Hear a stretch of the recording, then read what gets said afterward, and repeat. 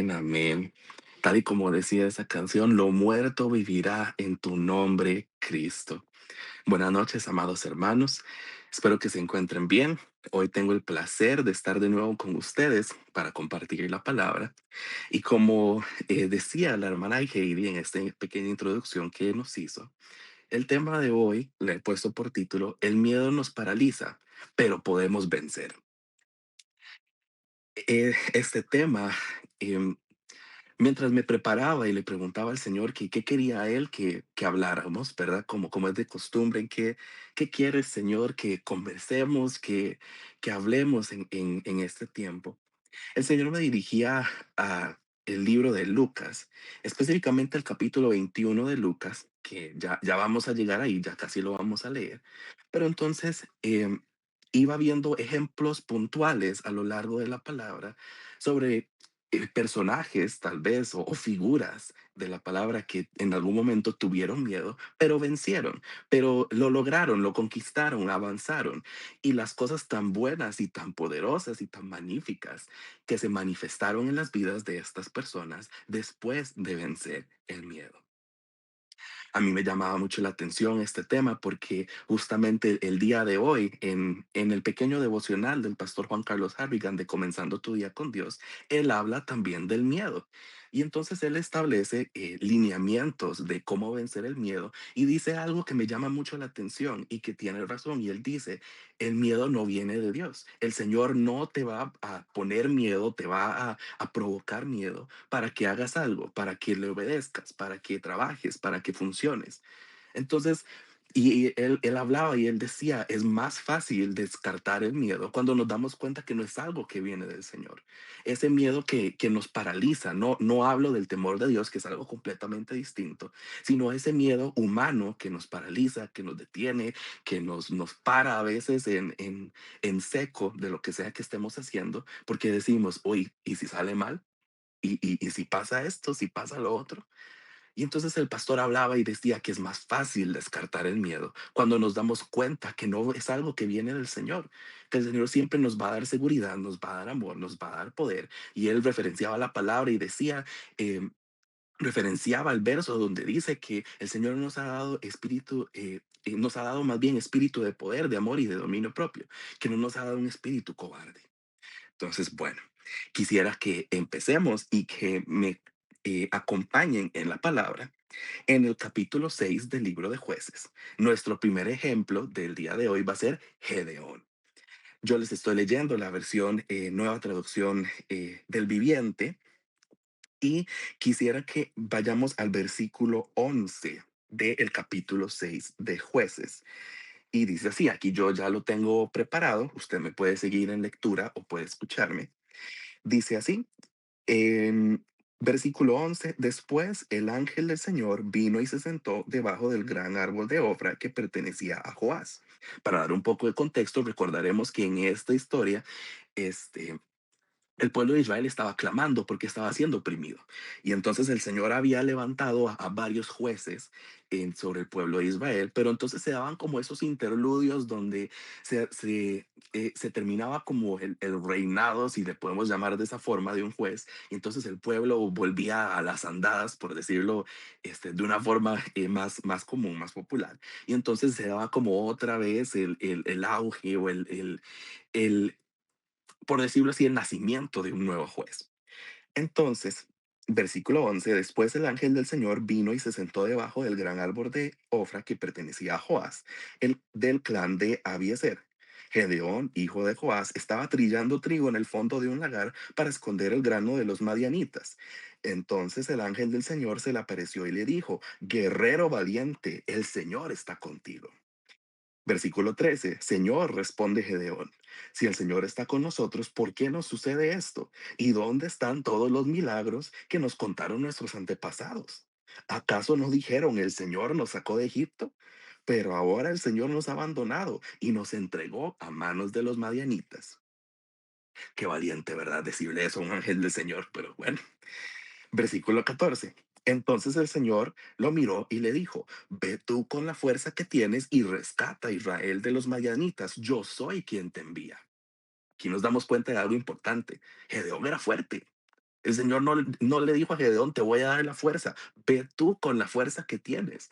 Y, o sea, Gedeón ya era una persona apta para librar al pueblo de Israel. Versículo 15. Pero Señor, responde Gedeón, ¿cómo podré yo rescatar a Israel? Mi clan es el más débil de toda la tribu de Manasés, y yo soy el menor del de menor importancia en mi familia. Versículo 16. El Señor le dijo, yo estaré contigo y destruirás a los madianitas como si estuvieras luchando contra un solo hombre. Versículo 17. Si de verdad cuento con tu favor, responde Gedeón, muéstrame una señal para asegurarme que es realmente el Señor quien habla conmigo. No te vayas hasta que traiga mi ofrenda. Aquí nos damos cuenta que el miedo que tenía Gedeón era tal vez un miedo paralizante de que Gedeón decía, ¿cómo voy a hacer yo? ¿Cómo lo voy a lograr yo? ¿Cómo voy a ir yo a pelear contra los madianitas? Y es que tal vez em, la opresión de los madianitas era tal que el pueblo ya había perdido toda esperanza, había roído su fe, ¿verdad? Se había como desmoronado, se había erosionado la fe del pueblo del Señor. Y entonces yo me imagino que por ahí va la reacción de Gedeón de decir, pero ¿cómo lo voy a hacer yo? Si han pasado tantas cosas y dónde está el Dios de nuestros antepasados que nos contaron que nos libró de Egipto y demás. Y entonces este miedo que sintió Gedeón, que tal vez era miedo por su vida, o tal vez era miedo a no poder lograrlo, simplemente a no poder cumplir con las expectativas, lo paralizó.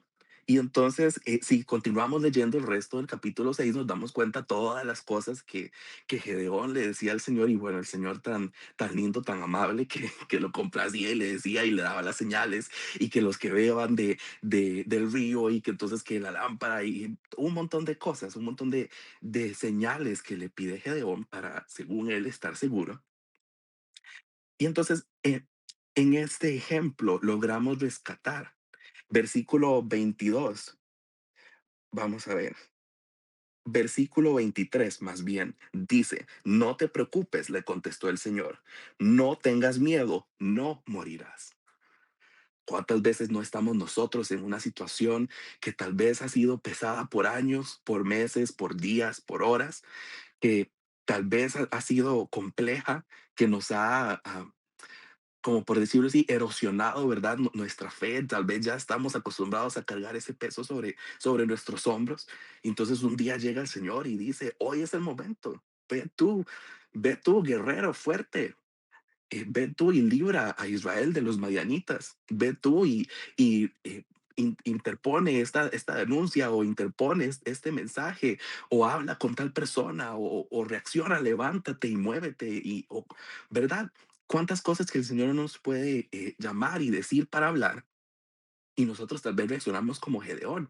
Y entonces estamos en una situación, ¿verdad? De tan poca fe, de tan poco conexión con el Señor que decimos, pero Señor, pero Señor, dónde estaba el Dios que tal vez me libró de tantas cosas antes? ¿Dónde está el Dios de Israel que nos libró de Egipto? Como le decía Gedeón al ángel del Señor que llegó a hablar con él. ¿Qué es lo importante que hay que rescatar de la historia de Gedeón? Porque tengo muchos ejemplos más que abordar. Gedeón al final sí lo logró. Sí logró derrotar a los madianitas y entonces recordaremos el final tan impresionante que tiene la historia de Gedeón con la gente que fue y cómo derrotó a este pueblo y cómo libra a Israel de esta opresión. Pero entonces yo me pongo a pensar, lo pudo haber hecho la primera vez que el Señor le dijo, versículo 12, guerrero valiente, el Señor está contigo. Sí, lo hizo después de tantas cosas y de tantos peros y de aquí y allá, y ese estira y encoge con el Señor también. Pero estamos en un tiempo donde estudiamos en el mes de diciembre que los tiempos se están acortando por misericordia a nosotros, por misericordia al pueblo del Señor, y tantas cosas están pasando en el mundo que el mensaje que el Señor trae para nosotros es, ya no hay tiempo para dudar. Ya no hay tiempo para estar en ese estira y encoge. Vamos, vamos de una vez, yo estoy con ustedes. Mantengan su fe en mí, yo estoy con ustedes, yo los levanto, yo los protejo, yo los acuerpo, yo les doy todas las herramientas necesarias, yo los capacito. Si nos damos cuenta, por lo menos a Gedeón, el Señor nunca le dijo, no, es que a usted le falta esto, o no, es que usted no es un líder. No sé, pensando en cómo dirigir, yo no sé nada de dirigir a tropas de guerra, ¿verdad? Pero el Señor le dijo, vaya, ve tú con tu fuerza y rescata a Israel. Y entonces yo me pongo a pensar en la dimensión de la calidad de guerrero que debió haber sido Gedeón, ¿verdad? Pero bueno, tenemos más ejemplos para seguir conversando y debatiendo sobre esto.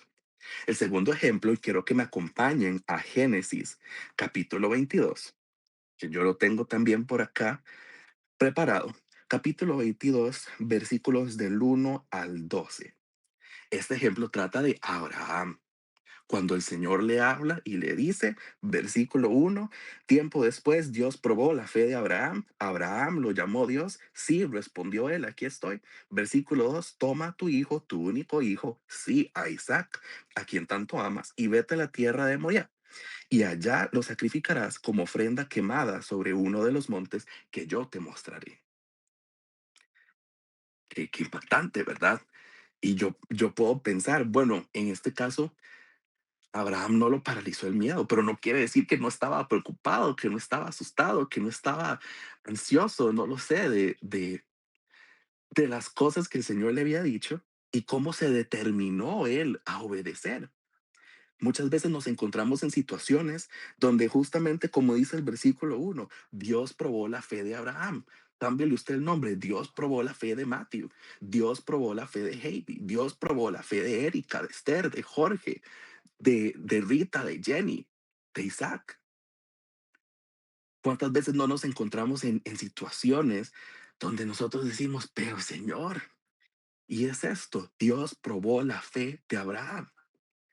Seguimos leyendo, versículo 3. A la mañana siguiente, Abraham se levantó temprano, ensilló su burro y llevó con él a dos de sus siervos, junto con su hijo Isaac. Después cortó leña para el fuego de la ofrenda y salió hacia el lugar que Dios le había indicado.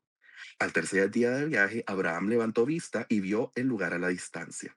Quédense aquí con el burro, dijo Abraham a los siervos. El muchacho y yo seguiremos un poco más adelante. Allí adoraremos y volveremos enseguida.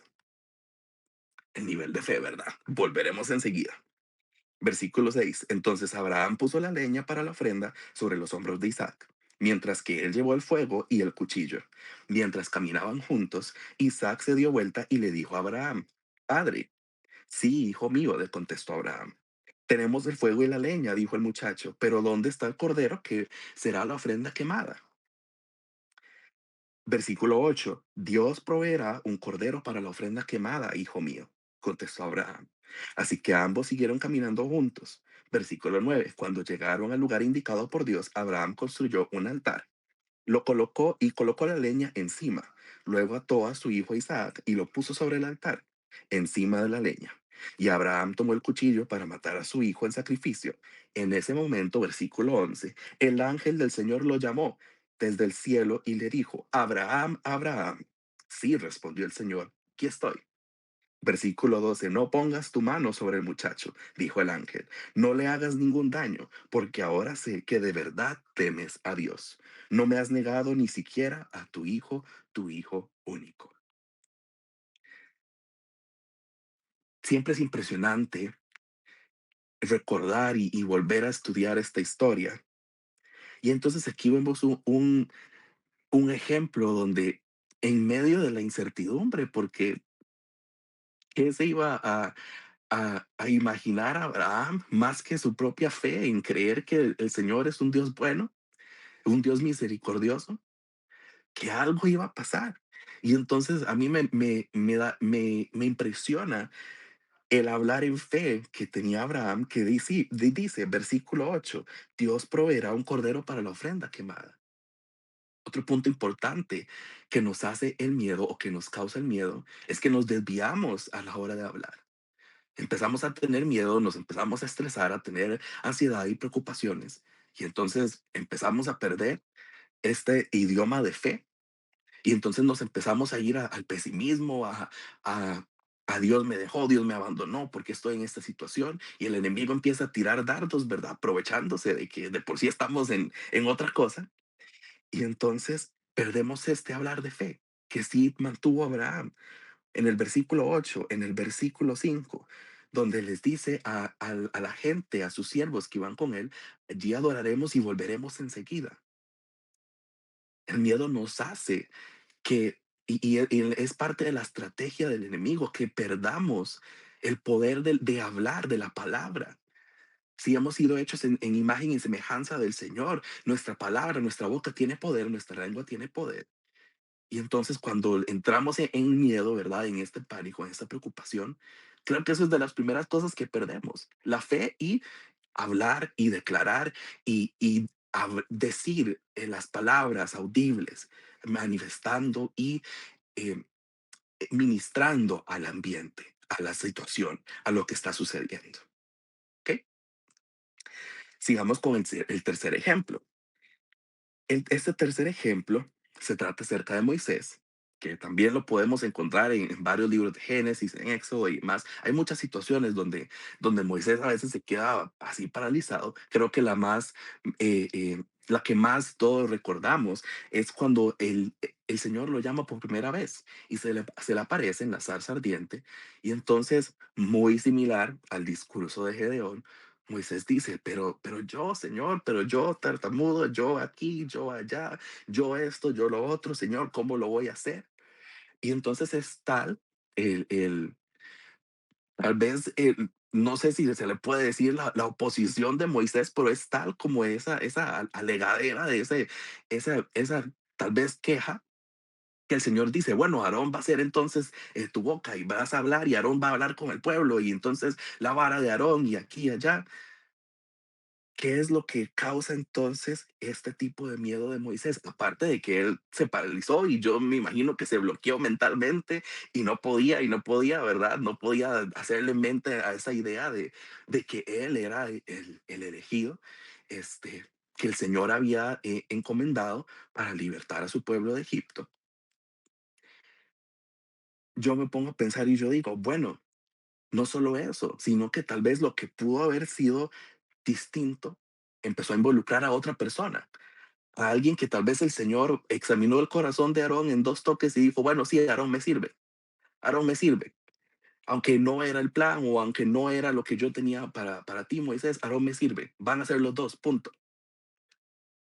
¿Cuántas veces no nos ha pasado que por estar en estas situaciones o por sentirnos paralizados con este miedo, por sentirnos tal vez desconectados, porque hemos permitido que el miedo nos llene y reemplace lo que hay en nuestro corazón? ¿No ha pasado que entonces el Señor busca a otra persona? Las cosas se dirigen a la persona que está disponible, que puede, que lo quiere hacer. Y muchas veces nos pasa como Moisés, no nos perdemos de la bendición, no nos perdemos de las cosas que había que hacer, pero no es el plan original que tenía el Señor. No es lo que el Señor había dispuesto en su corazón desde un inicio. A mí siempre me llama mucho la atención leer este, al final en Levítico, en Deuteronomio, en estos libros, acerca de la muerte de Moisés, porque entonces la palabra recalca y dice, y no hubo nadie más como él en la tierra. Solo Moisés, solo él, nadie más hubo como Moisés en la tierra, ni lo habrá jamás, dice la palabra. Impresionante, ¿verdad? Y pensar que este era el mismo hombre que puso tantos peros y tantas cosas y tantas situaciones. Entonces no es un mensaje para que nos desanimemos, sino para que más bien agarremos en fe y aumentemos nuestra fe. El siguiente ejemplo es acerca de Daniel y quiero que nos vayamos al libro de Daniel, capítulo 2. Vamos a buscarlo por acá en la palabra. Vamos a ver. Ajá, es Daniel, capítulo 2. Y entonces en el capítulo 2, los versículos del 12 al 19. Y de nuevo, les leo. Versículo 12. Bueno, para darles un poco de contexto, el capítulo 2 de Daniel se trata sobre un sueño que tiene el rey Nabucodonosor. Entonces el rey Nabucodonosor manda llamar a todos sus magos, sus adivinos y todo su ensamble, ¿verdad? De gente que se dedica a hacer esto. Y entonces les pide que interpreten el sueño. Y el rey es muy tajante y dice, bueno, si no lo pueden hacer, los voy a ejecutar a todos. No me sirven para nada, ¿verdad? Versículo 12. Cuando el rey oyó esto, se enfureció y mandó a ejecutar a todos los sabios de Babilonia. Entonces, debido al decreto del rey, enviaron hombres para que encontraran y mataran a Daniel y a sus amigos, Sadrach, Mesach y Abednego. Cuando Arioc, comandante de la Guardia Real, llegó a matarlos, Daniel manejó la situación con sabiduría y discreción. Le preguntó a Arioc, ¿por qué emitió el rey un decreto tan severo? Entonces Arioc le contó todo lo que había sucedido. Daniel fue a ver al rey inmediatamente y le pidió más tiempo para comunicarle el significado del sueño. Entonces Daniel regresó a casa y contó a sus amigos, Ananías, Misael y Azarías, lo que había ocurrido. Les rogó que pidieran al Dios del cielo que tuviera misericordia y les revelara el secreto para que no fueran ejecutados junto con los demás sabios de Babilonia. Esa noche el misterio le fue revelado a Daniel en una visión. Y bueno, ya el versículo 20 cuenta qué era exactamente el misterio del sueño que había tenido el rey Nabucodonosor. Y entonces, ¿qué es lo que recalco de acá? Bueno, yo no me imagino qué clase de temor debe ser que vivir, ¿verdad? Bajo una monarquía, un reinado absoluto, que era como era el rey Nabucodonosor, y que digan, bueno, la verdad es que voy a ejecutarlos a todos, ¿verdad? Yo hubiese pensado, bueno, ¿y ahora? ¿Ahora qué voy a hacer? No sé. Yo tal vez no hubiese sido tan ágil como Daniel de negociar de una vez y decir, bueno, ¿qué fue lo que pasó? Voy a ir a hablar con el rey, voy a ir a pedir más tiempo. Y todas y cada una de estas cosas, aunque Daniel tenía miedo, no lo venció el miedo. Él se movió y en fe. Actuó en fe sabiendo que su Dios lo iba a ayudar, sabiendo que el Señor iba a estar ahí para atajarlo, para agarrarlo, para levantarlo. Y probablemente su fe iba tan profundo que seguro pensó o manifestó que tal vez, aunque no le hubiese revelado el sueño, el Señor iba a estar ahí con él, el Señor le iba a guardar, el Señor no iba a permitir que le pasase nada a sus hijos. Muy interesante este ejemplo, este tipo de miedo, que no sé si lo han notado, pero hemos visto distintas facetas del miedo. No, el miedo no solo una emoción, es una combinación de factores, de situaciones. Y entonces muy interesante. Y vamos a continuar con los demás ejemplos. El siguiente ejemplo es acerca de Pedro cuando tuvo miedo, cuando fue arrestado en esta historia donde niega a Jesús. Y además cuando tuvo miedo, cuando Jesús camina sobre las aguas. Y entonces ellos todos dicen, es un fantasma, es un fantasma. Y entonces Pedro le dice al Señor que le llame y él camina. Entonces titubea en su fe, ¿verdad? Y es donde el Señor le dice esta línea de que tan poca fe tienen, ¿verdad? Pero bueno, lo vamos a leer. Quisiera que me acompañen en la palabra a Mateo capítulo 14. Vamos a ver. Mateo 14. Ajá. Versículos, vamos a ver, del 22 al 33. Y esta sección lleva por título Jesús camina sobre el agua. Vamos a leer esta parte primero. Dice versículo 22, inmediatamente después Jesús insistió en que los discípulos regresaran a la barca y cruzaran al otro lado del lago mientras él enviaba a la gente a casa. Después de despedir a la gente, subió a las colinas para orar a solas. Mientras estaba allí solo, cayó la noche. Versículo 24. Mientras tanto, los discípulos se encontraban en problemas lejos de tierra firme, ya que se había levantado un fuerte viento y luchaban contra grandes olas. A eso de las 3 de la madrugada, Jesús se le acercó a ellos caminando sobre el agua. Cuando los discípulos lo vieron caminar sobre el agua, quedaron aterrados. Llenos de miedo, clamaron, es un fantasma. Versículo 27. Pero Jesús les habló de inmediato, no tengan miedo, tengan ánimo, yo estoy aquí. Pedro entonces lo llamó, Señor, si realmente eres tú, ordéname que vaya hacia ti caminando sobre el agua. Versículo 29. Sí, ven, le dijo Jesús. Entonces Pedro se bajó por el costado de la barca y caminó sobre el agua hacia Jesús. Pero cuando vio el fuerte viento y las olas, se aterrorizó y comenzó a hundirse. Sálvame, Señor, gritó. De inmediato Jesús extendió la mano y lo agarró. Tienes tan poca fe, le dijo Jesús. ¿Por qué dudaste de mí? Cuando subieron de nuevo a la barca, el viento se detuvo y entonces los discípulos lo adoraron y dijeron, de verdad eres el Hijo de Dios. Ok. Este ejemplo se me hace interesante porque yo siento que yo me puedo relacionar a este ejemplo, porque muchas veces me he encontrado en una situación donde he orado, he clamado, le he pedido al Señor que me abra una puerta, que me permita hacer algo, que me permita hablar con alguien. Y entonces el Señor dice, sí, ve, venga. Y me toca caminar sobre el agua, ¿verdad? Me toca caminar a través del viento, a través de las olas, y me da miedo, me asusto, me preocupo. Entonces después yo siento como el Señor me dice, tienes tan poca fe, ¿por qué dudaste de mí? ¿Por qué dudaste de mí? Entonces, ¿verdad? Yo me pongo a pensar y yo digo, pues sí, si mi fe fuese del tamaño de un grano de mostaza, tal vez lo hubiese logrado, Señor, perdóname. Pero entonces este tipo de miedo, como veníamos hablando al inicio, erosiona nuestra fe. Hay veces que nos toca pasar por lugares que uno diría, no sé ni cómo lo logré, no sé ni cómo lo hice. Y entonces el Señor hoy nos llama y nos dice, bueno, ten fe, cree en mí, no dudes de mí, no dudes de que yo voy a estar ahí en el momento correcto, en el momento adecuado. Te voy a tomar de la mano, te voy a levantar. No voy a permitir que te hundas, ni que te caigas, ni que te pase nada aún en medio del viento y de las olas. Pero bueno, este tipo de miedo erosiona nuestra fe en medio de las situaciones y por eso la palabra habla y dice que la fe es la certeza, ¿verdad? De lo que se espera, la convicción de aquello que no se ve. Porque aunque yo sí pueda ver todo lo malo y no pueda tal vez visualizar lo que el Señor ha dispuesto en el mundo espiritual para que se manifieste en el mundo físico, no quiere decir que no lo haya hecho.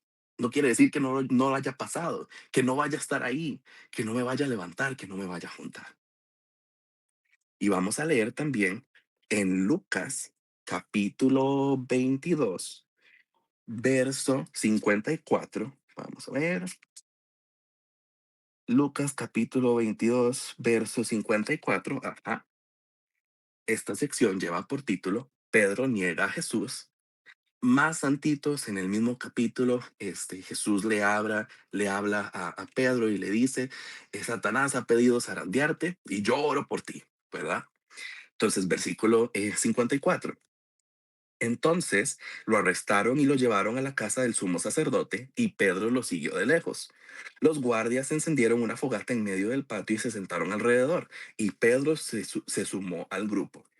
Una sirvienta lo vio a la luz de la fogata y comenzó a mirarlo fijamente. Por fin dijo, este hombre era uno de los seguidores de Jesús. Pero Pedro lo negó. Mujer, yo ni siquiera lo conozco. Versículo 58. Después de un rato, alguien más lo vio y dijo, seguramente tú eres uno de ellos. No, hombre, que no lo soy, contestó Pedro. Alrededor de una hora más tarde, otra persona insistió. Seguro este es de uno de los que también, eh, es- seguro este es uno de ellos, porque también es Galileo. Versículo 60. Pedro dijo, hombre, no sé de qué hablas. Inmediatamente, mientras aún hablaba, el gallo cantó. En ese momento el Señor volvió y miró a Pedro. De repente las palabras del Señor pasaron rápidamente por la mente de Pedro. Mañana por la mañana, antes de que cante el gallo, negarás 3 veces que me conoces. Y Pedro salió del patio llorando amargamente. Este es otro ejemplo que, ¿verdad? ¿Cuántas veces no hemos estado en una situación donde el Señor nos habla, nos dice algo, hacemos todo lo contrario y después nos damos cuenta? Y yo me lo imagino como muy caricaturesco. El versículo, vamos a ver, el versículo 61 donde dice, de repente las palabras del Señor se pasaron por la mente de Pedro. Yo me las imagino así, ¿verdad? Antes de que cante el gallo me negarás 3 veces. Y el dolor realmente y la aflicción y tal vez el miedo que Pedro pudo haber llegado a pensar y a sentir. ¿Y ahora? ¿Será que el Señor me va a dejar? ¿Será que el Señor me va a abandonar? ¿Será que... ¿Y ahora? que hice lo que él me dijo que no hiciera, que hice lo que él me dijo que iba a pasar. ¿Ahora qué hago? Lo que tenemos que rescatar de este punto es que esto no derrumbó a Pedro ni destruyó su fe, sino que más bien aún se levantó con más fuerza. Se levantó con más fuerza en el Evangelio, en la fe, con el poder del Espíritu Santo. Tuvo una porción de reconocimiento de su error y de arrepentimiento. Y el Señor lo agarró, el Señor lo levantó. Hay veces que nos pasa como Pedro, pero nosotros nos quedamos, ¿verdad? Patinando en esa acción que hice, en esa acción que cometí. Y no nos sabemos considerar parte de la gracia y tener la fe y la certeza que el Señor nos perdona, que el Señor nos recoge y nos abre sus brazos de nuevo para poder seguirnos moviendo, para poder seguir avanzando. El pastor Juan Carlos Harrigan hablaba y mencionaba y decía que muchas personas han sufrido de tantas cosas o se han perdido de tantas cosas justamente por esto, por este miedo que los paralizó, por este miedo que nos quedamos pensando, ¿y ahora qué? Y ahora yo hice esto y yo hice lo otro. El Señor conoce nuestra condición de pecadores. Y bueno, el último ejemplo, porque tengo muchos más, pero no nos va a dar tanto chance de revisarlos todos. Quiero que nos vayamos a Juan 20. Vamos a ver, Juan capítulo 20. No, Juan 20 no, Lucas más bien. Lucas capítulo 22. Y quisiera que leamos los versos 41 al 44. Esta sección de la palabra tiene por título Jesús ora en el monte de los olivos. Versículo 41. Se alejó una distancia como de un tiro de piedra, se arrodilló y oró. Recordaremos, ¿verdad? Para hacer una recapitulación de esta sección de la palabra, que ya se había tenido la cena, el Señor había hablado de quién lo iba a traicionar, Judas acuerda traicionar al Señor, después Jesús predice lo que va a hacer Pedro y demás. Y entonces llegamos a esta porción donde el Señor sube al monte de los olivos, se aleja una distancia y se arrodilla y ora. Versículo 42. Padre, si quieres, te pido que quites esta copa de sufrimiento de mí. Sin embargo, quiero que se haga tu voluntad, no la mía. Versículo 43. Entonces apareció un ángel del cielo y lo fortaleció. Oró con más fervor y estaba en tal agonía de espíritu que su sudor caía a tierra como grandes gotas de sangre. ¿Qué es lo que rescato yo de esta porción de la palabra? No me puedo imaginar yo eh, la angustia combinada con miedo, combinada con estrés, con ansiedad que pudo haber sentido nuestro Señor, que cuenta la palabra que era tal la agonía de su espíritu que su sudor caía al suelo como grandes gotas de sangre.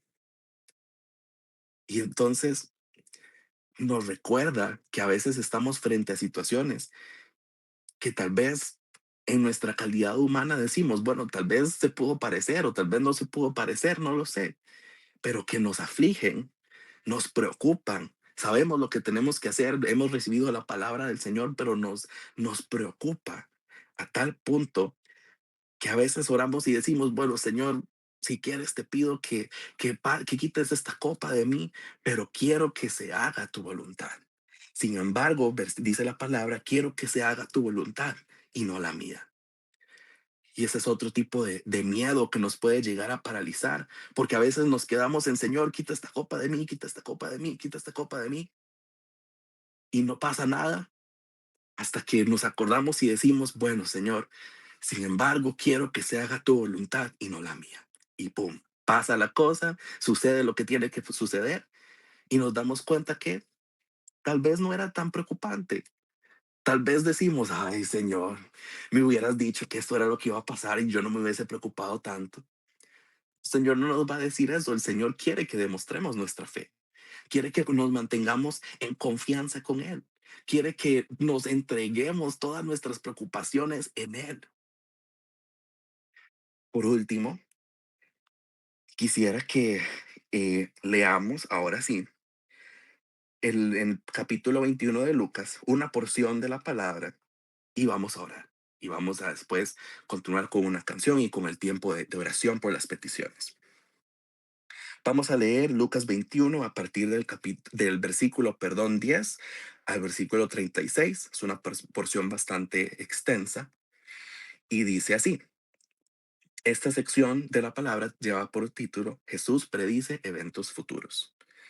Versículo 10. Una nación entrará en guerra con otra y un reino con otro reino. Habrá grandes terremotos y hambres y plagas en muchos países y se sucederán cosas aterradoras y grandes señales milagrosas del cielo. Pero antes de que ocurra todo esto, habrá un tiempo de gran persecución. Los arrastrarán a las sinagogas y a las prisiones y serán sometidos a juicio ante de reyes y gobernantes, todo por ser mis seguidores. Pero esa será una oportunidad para que ustedes les hablen de mí. Así que no se preocupen de antemano cómo contestarán los cargos en su contra, porque yo les daré las palabras apropiadas y tal sabiduría que ninguno de sus adversarios podrá responderles o refutarlos. Aleluya.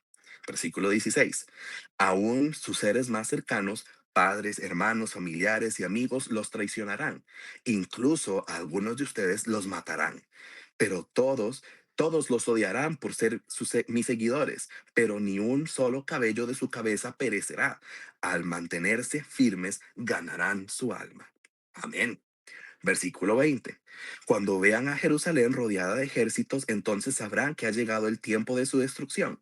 Entonces los que estén en Judea huyan a las colinas, los que estén en Jerusalén deben salir, y los que estén en el campo no deben volver a la ciudad, pues serán días de la venganza de Dios y las palabras proféticas de las Escrituras se cumplirán. Qué terribles serán esos días para las mujeres embarazadas y las madres que amamantan, pues serán desastre en la tierra y gran enojo contra este pueblo. Los matarán a espada o serán enviados cautivos a todas las naciones del mundo, y Jerusalén será pisoteada por los gentiles, hasta el tiempo que los gentiles llegue a su fin. Y habrá señales extrañas en el sol, en la luna y en las estrellas. Y aquí en la tierra las naciones del mundo estarán en caos, perplejas por los mares rugientes, las mareas extrañas. La gente quedará aterrada de lo que verá venir sobre la tierra, porque los poderes de los cielos serán sacudidos. Versículo 27. Entonces todos verán al Hijo del Hombre venir en una nube con poder y gran gloria.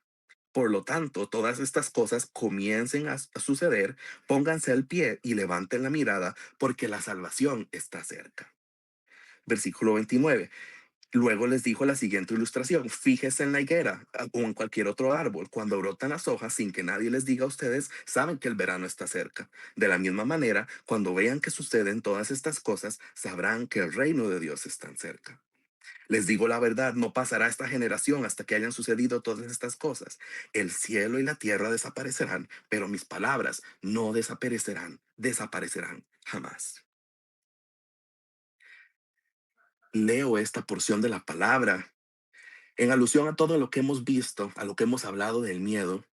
Y el mensaje del Señor aquí es: no se paralicen, no se paralicen, continuemos adelante. Hay que moverse, hay que seguir. Tengan fe, yo estoy aquí con ustedes. Movámonos, adelantémonos, que sigamos caminando. Porque si no, ¿cuál evangelio vamos a predicar si no somos nosotros los que tenemos la fe, la certeza, ese rostro hermoseado por la presencia y la palabra del Señor? Y no estoy diciendo que no nos preocupe, no nos dé miedo, no nos dé ansiedad, pero que no nos paralice. Venzamos a ese miedo en fe, recordando estas promesas de la palabra del Señor. El cielo y la tierra desaparecerán, pero mis palabras no desaparecerán jamás. Es decir, lo que el Señor nos ha hablado, las promesas que están aquí escritas, trascienden incluso los cielos y la tierra, trascienden el principio y el fin, porque no desaparecerán jamás.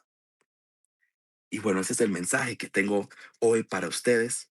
No dejemos que nos venza este miedo, sino empoderémonos en fe. Tomemos esta oportunidad para más bien decir, la verdad es que no me va a gobernar el miedo, voy a vencer, voy a avanzar. Acompáñenme a orar. Amado Padre Celestial, te damos gracias por esta palabra. Gracias, Señor, por este tiempo. Te pedimos, Padre Celestial, en el nombre de Jesús, que esta palabra quede en nuestros corazones, que nos haga ahí esa espinita para estar recordándola, para estar meditándola, para estar este, rumiando esta palabra, Señor. Te pedimos, Padre Celestial, que nos abra nuestros ojos como orábamos ahora en la mañana. Abre nuestros ojos para ver las huestes celestiales, para ver los ejércitos de ángeles que batallan y nos acompañan a nosotros, Señor. Gracias porque hoy una vez más pones escudo de fe y espada de espíritu en nuestras manos, Señor, para avanzar, para guerrear, para pararnos en la brecha, para continuar hacia adelante, a pesar de las cosas, a pesar de lo que podamos oír, a pesar de lo que podamos ver, Señor. Tus palabras no desaparecerán jamás. Gracias, Padre Celestial, porque esa es nuestra esperanza, esa es nuestra fe, Señor. Ponemos esta palabra en tus manos, Padre Celestial, y te damos gracias en el nombre de Jesús. Amén y amén. Continuamos entonces